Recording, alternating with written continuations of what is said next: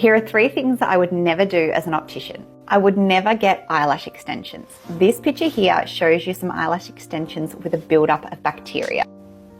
Now, even if you're cleaning them every single day, bacteria can build up and it can lead to infection.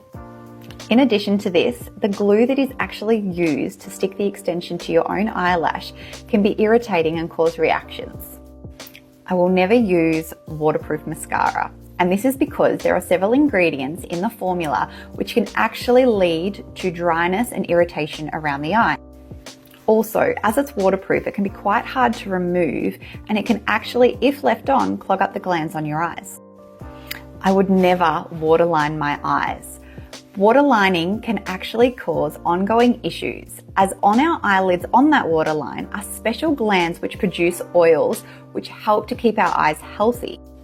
When you put eyeliner there, you are literally directly blocking those glands and it can lead to dry eye and irritation.